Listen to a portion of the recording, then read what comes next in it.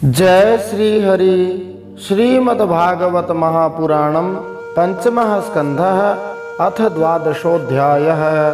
अब हम श्रीमद्भागवत महापुराण के पंचम स्कंद में 12वां अध्याय सुनते हैं। श्री गणेशाय नमः। श्री सरस्वत्यै नमः। श्री गुरवे नमः। श्री पुराण पुरुषोत्तमाय नमः।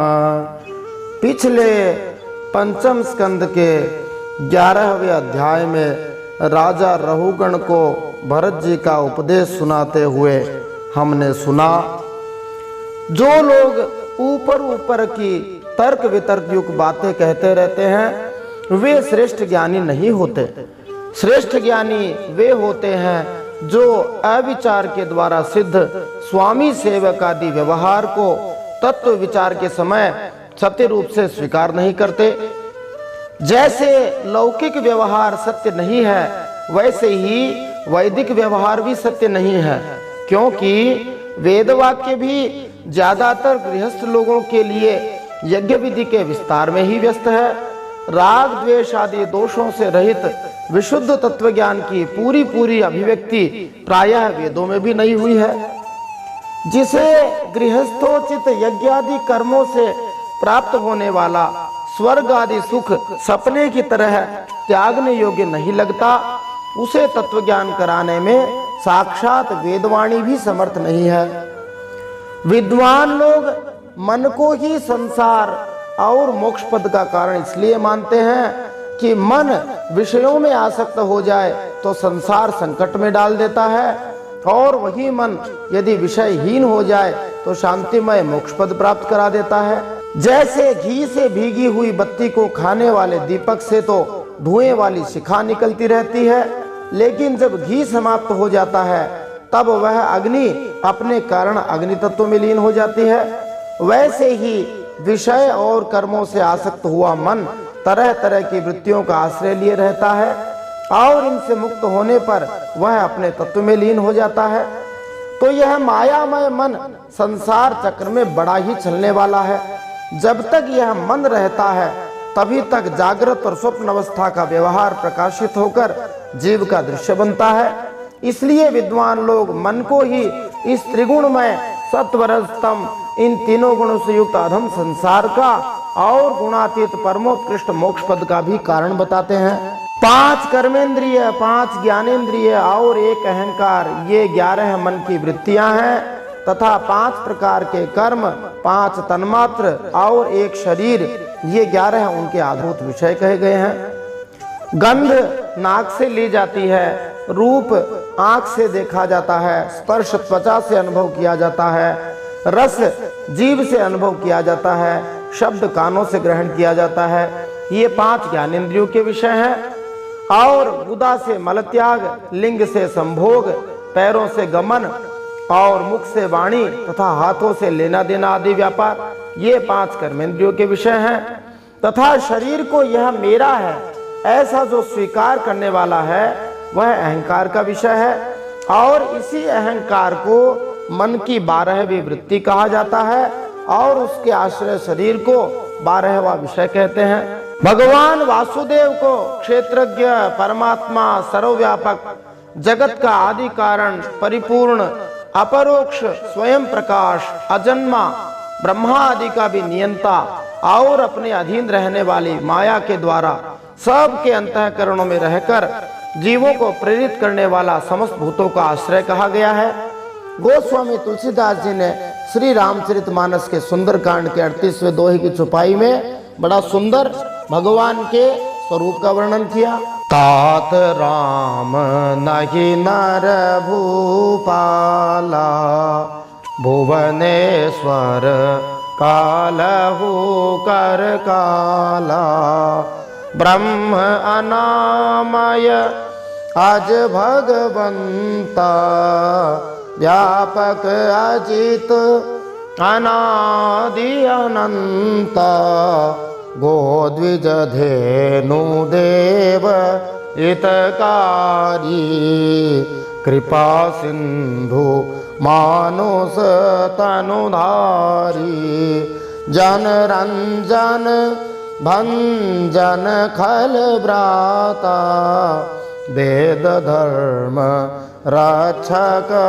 सुनु भ्राता। तो जो गुण यहाँ पर श्रीमद् भागवत में दिए हैं वे ही गुण अक्षर से गोस्वामी तुलसीदास जी ने श्री रामचरितमानस में दिए हैं।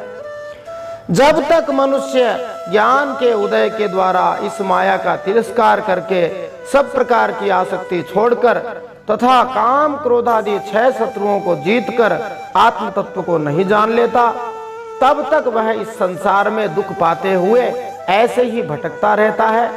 क्योंकि यह चित्त उस जीव के दुख, मोह, रोग, राग, लोभ, वैर इन सब के संस्कार तथा ममता की वृद्धि करता रहता है, तो इन सब से पीछा छूटने वाला नहीं है। गोस्वामी तुलसीदास जी ने उसी सुंदरकांड में एक दोहा इसी श्लोक के भाव का दिया है। क्या लिखा है? तब लगे कुशलन जीव कहूँ, सपने हूँ मन विश्राम, जब लगे भजतन राम कहूँ, शोक धाम तज काम। तो जीव की कुशल तब तक नहीं है, सपने में भी मन को शांति नहीं मिलने वाली है, जब तक शोक के घर मानी जो काम है, जिसको विषय कामना कहा है, उसको छोड़कर भगवान का भजन नहीं कर लेता है। फिर अंत में जड़ भरत जी रघुगण से कहते हैं कि मन ही हमारा सबसे बड़ा बलवान शत्रु है, इसे मारने का एक सरल उपाय बताते हैं। सावधान होकर श्री हरि जो हमारे गुरु हैं उनके चरणों की उपासना के अस्त्र से इसे मार डालना चाहिए। आजकल कई लोग ऐसे हैं जो अपने आप को गुरु पुजाने के लिए, गुरु कहलाने के लिए बड़े उग्र रहते हैं, बड़े तैयार रहते हैं। वे कहते हैं यदि पूजा पाठ भजन नहीं होता तो थोड़ी देर गुरु का ध्यान कर लो। जब वो गुरु स्वयं ही नरक में जाने वाला है, जब वो गुरु स्वयं ही पापी है, तो उसका ध्यान करने से कौन सा भला होने वाला है। इसलिए हमें तो श्री हरि को ही गुरु मानकर उनका भजन करना चाहिए। और ऐसे अनेक महात्मा हैं जो सिद्ध हुए हैं, वे सिद्ध होते हुए भी गुरु बनना ही नहीं चाहते थे, वो बार बार गुरु बनने के लिए निषेध करते हैं। खैर, हमें तो भगवान को ही गुरु मानकर उनकी उपासना से इस मन को जीतने का प्रयास करना चाहिए। अब हम श्रीमद् भागवत महापुराण के 5वें स्कंद के 12वें अध्याय में रघुगण का प्रश्न और भरत जी का समाधान, इस प्रसंग में इन प्रश्नों के उत्तर प्राप्त कर सकते हैं। रोगी और धूप से तपे हुए मनुष्य के लिए क्या अमृत तुल्य होता है? राजा रघुगण का मन किस विषय में चक्कर खाता है? जड़ भरत जी के अनुसार राजा रघुगण को क्या शोभा नहीं देता? भगवान और वासुदेव किसे कहते हैं? कैसे महापुरुषों का आश्रय लिए बिना परमात्म तत्व का ज्ञान प्राप्त नहीं हो सकता? राजर्षि भरत जी द्वारा की गई भूल से हमें क्या सीखने को मिलता है? मोह सकल व्याधिन कर मूला, ताते पुनि उपजहि बहुशूला। यह भाव गोस्वामी तुलसीदास जी का यहाँ पर मेल खाता है। जड़ भरत जी सारांश रूप में हमें क्या बताते हैं कि हमें करना क्या चाहिए। तो आइए इन सब प्रश्नों के उत्तर आज के इस 5वें स्कंद के 12वें अध्याय में प्राप्त करते हैं। जय श्री हरि। नारायणं नमस्कृत्य नरं चैव नरोत्तमं, देवीं सरस्वतीं व्यासं ततो जयमुदीरयेत्। भगवान श्री नरनारायण को प्रणाम करते हुए श्री गणेश जी, माता सरस्वती और वेदव्यास भगवान को प्रणाम करते हुए, हृदयाराध्य श्री हरि चरणों में प्रणाम करते हुए, भगवत स्वरूप श्रीमद् भागवत को प्रणाम करते हुए, श्री सुखदेव मुनि और परीक्षित महाराज को प्रणाम करते हुए, राजर्षि जड़ भरत जी को प्रणाम करते हुए, अनंत कोटि सब संत महात्माओं को प्रणाम करते हुए, अब हम श्रीमद् भागवत महापुराण के 5वें स्कंद में 12वां अध्याय सुनते हैं। श्रीमद् भागवत महापुराणम 5मः स्कंधः अथ 12वां अध्याय। रघुगण का प्रश्न और भरत जी का समाधान। रहुगण उवाच। उपजाति छंद में रहुगण प्रश्न पूछते हैं 4 श्लोकों में। नमो नमः कारण विग्रहाय स्वरूप तोछि कृत विग्रहाय नमो वधूत द्विज बंधुलिंग निगूढ़ नित्यानुभवाय तुभ्यम। राजा रहुगण ने भरत जी से पूछा, हे भगवान, मैं आपको नमस्कार करता हूँ। आपने जगत का उद्धार करने के लिए ही यह देह धारण की है। हे योगेश्वर, अपने परम आनंदमय स्वरूप का अनुभव करके आप इस स्थूल शरीर से उदासीन हो गए हैं तथा एक जड़ ब्राह्मण के वेश से अपने नित्य ज्ञानमय स्वरूप को जन साधारण की दृष्टि से ओझल किए हुए हैं। मैं आपको बार बार नमस्कार करता हूँ। ज्वरामयार्तस्य यथा गदं सत् निदाघदग्धस्य यथा हिमाम्भ कुदेहमाना हि विदष्टदृष्टेर्ब्रह्मन् वचस्ते मृतमौषधं मे। रहुगण पूछते हैं, हे ब्रह्मन, जिस प्रकार बीमारी से पीड़ित रोगी के लिए मीठी औषधि और धूप से तपे हुए मनुष्य के लिए शीतल जल अमृत के जैसा होता है, वैसे ही मेरे लिए जिसकी विवेक बुद्धि को देह अभिमान रूप विषैले सांप ने डस लिया है, आपके वचन अमृतमय औषधि के समान है। तस्माद् भवन्तं मम संशयार्थं प्रक्ष्यामि पश्चादधुना सुबोधम् आध्यात्मयोगग्रथितं तवोक्त माख्यायि कौतूहलचेतसो मे। हे देव, मैं आपसे अपने संशयों की निवृत्ति तो पीछे कराऊंगा। पहले तो इस समय आपने जो अध्यात्म योग में उपदेश दिया है उसी को सरल करके समझाइए। उसे समझने की मेरी बड़ी उत्कंठा है। यदा योगेश्वर दृश्यमानं क्रियाफलं सद् व्यवहारमूलं न यञ्जसा तत्त्वविमर्शनाय भवानमोऽस्मिन् भ्रमते मनो में। रहुगण भरत जी से पूछते हैं, हे योगेश्वर, आपने जो यह कहा कि भार उठाने की क्रिया तथा उससे जो श्रम रूप फल होता है, वे दोनों ही प्रत्यक्ष होने पर भी केवल व्यवहार मूल के ही हैं, वास्तव में सत्य नहीं है। वे तत्व विचार के सामने कुछ भी नहीं ठहरते। सो इस विषय में मेरा मन चक्कर खा रहा है। आपके इस कथन का मर्म मेरी समझ में नहीं आ रहा है। ब्राह्मण उवाच। अब उपजाति छंद में ही ब्राह्मण जड़ भरत जी उत्तर देते हैं। अयं जनो नाम चलन पृथिव्यां यह पार्थिवः पार्थिव कस्य हेतो तस्यापि चाङ्ग्र्यो रधिगुल्फजङ्घा जानुरुमाद्यो रशिरोधरांसाः। जड़ भरत जी ने कहा, पृथ्वीपते, यह देह पृथ्वी का विकार है। पाषाण आदि से इसका क्या भेद है? जब यह किसी कारण से पृथ्वी पर चलने लगता है तब इसके भारवाही आदि नाम पड़ जाते हैं। इसके 2 चरण हैं, उनके ऊपर क्रमशः टखने, पिंडली, घुटने, जांग, कमर, वक्षस्थल, गर्दन और कंधे आदि अंग हैं। अंसेधिदार्वी शिबिका च यस्यां सौवीरराजे त्यपदेशास्ते यस्मिन् भवान् धनिजाभिमानो राजास्मि सिंधो स्मृति दुर्मदान्ध। कंधों के ऊपर लकड़ी की पालकी रखी हुई है, उसमें भी सौवीर राज नाम का एक पार्थिव विकार ही है, जिसमें आत्मबुद्धि रूप अभिमान करने से तुम मैं सिंधु देश का राजा हूँ, इस भयंकर अभिमान से अंधे हो रहे हो। शोचानि मास्त्व मधिकाष्टदीनां विष्ट्यानि गृह्णन् निरनुग्रहोऽसि जनस्य गोप्ता स्मि विकथमानो न शोभसे वृद्धसभा सुधृष्टः। किंतु इसी से तुम्हारी कोई श्रेष्ठता सिद्ध नहीं होती। वास्तव में तुम बड़े क्रूर और धृष्ट ही हो, जिद्दी हो। तुमने इन बेचारे दीन दुखिया कहारों को बेगार में पकड़कर पालकी में जोत रखा है और फिर महापुरुषों की सभा में बढ़-बढ़कर बातें बनाते हो कि मैं लोगों की रक्षा करने वाला राजा हूँ।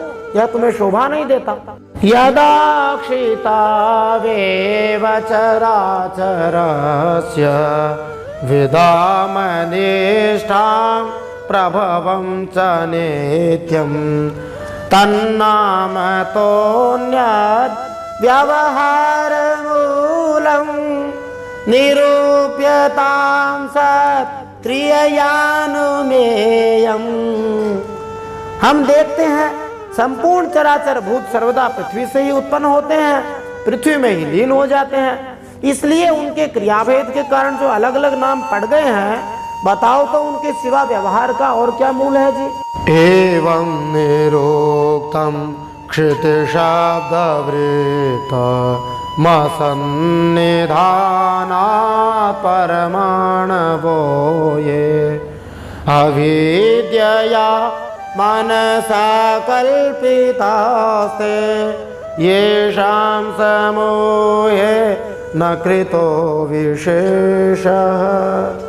इस प्रकार पृथ्वी शब्द का व्यवहार भी मिथ्या ही है, वास्तविक नहीं है, क्योंकि यह अपने उपादान कारण सूक्ष्म परमाणुओं में लीन हो जाती है और जिनके मिलने से पृथ्वी रूप कार्य की सिद्धि होती है, वे परमाणु अविद्यावश मन से ही कल्पना किए हुए हैं, वास्तव में उनकी भी सत्ता नहीं है। एवं कृशं स्थूलमणुर्बृहद्यद् असच्च सज्जीवमजीवमन्यत् द्रव्य स्वभावाशय काल कर्म नाम्ना जयावेहि कृतं द्वितीयम्।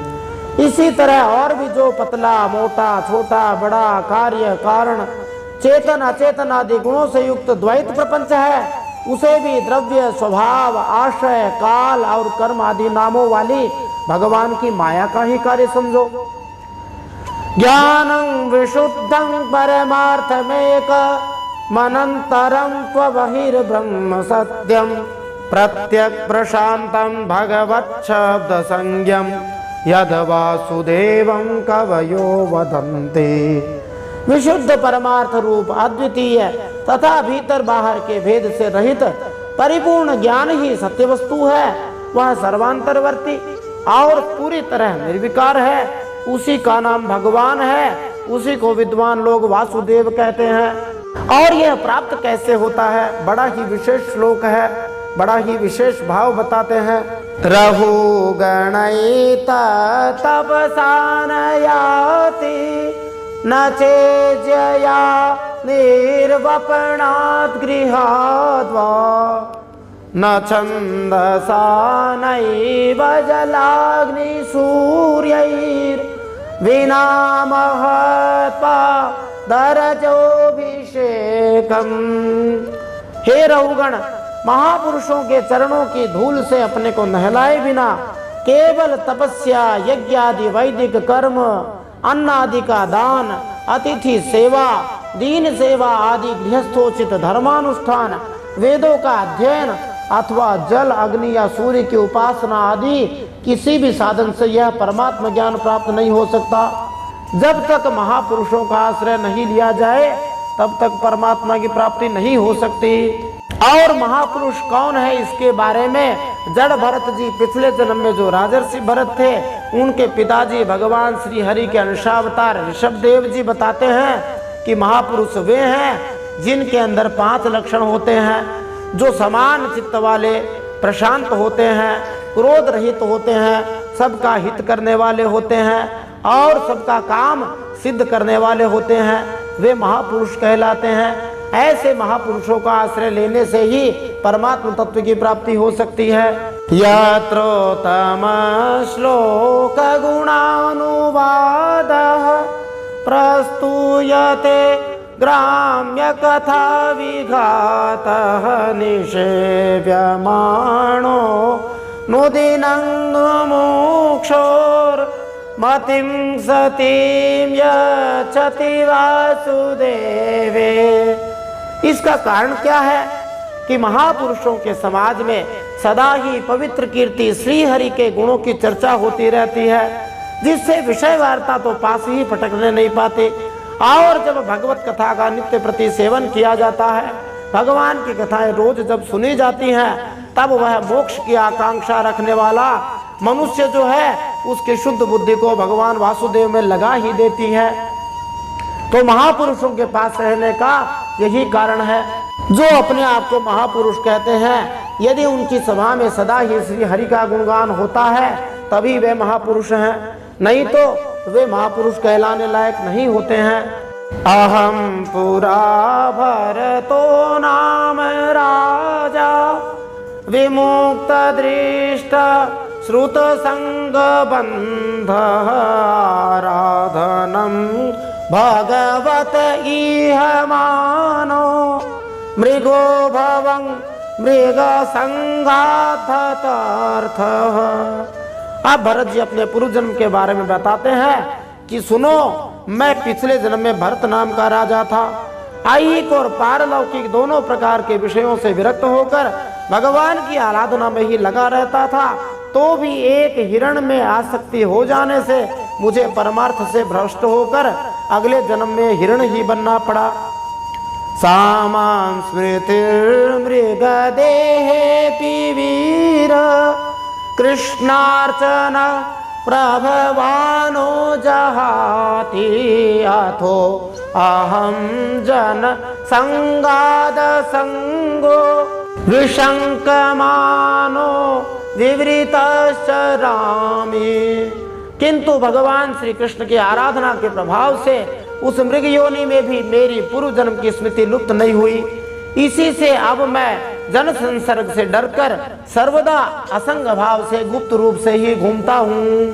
तस्मान् नरो संग सुसंग जात ज्ञानासीने हई विवेक्न मोह हरिं तदीहा कथन श्रुताभ्यां लब्ध स्मृतिर्यात्यति पारमध्वनः।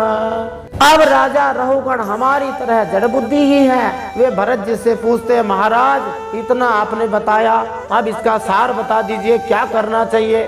तो भरत जी कहते हैं कि देखो, सार यही है कि विरक्त महापुरुषों के सत्संग से प्राप्त ज्ञान रूप खड्ग के द्वारा मनुष्य को इस लोक में ही अपने मोह बंधन को काट डालना चाहिए। मानी मुक्ति इसी जीवन में प्राप्त करने का प्रयत्न करना चाहिए, उधारी का काम रखना ही नहीं चाहिए।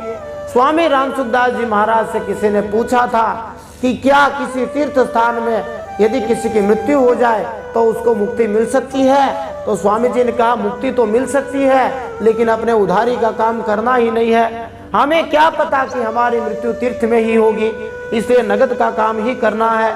नगद का काम यही है कि इसी जीवन में मोह के बंधन को काटकर श्री भगवान का भजन करना चाहिए।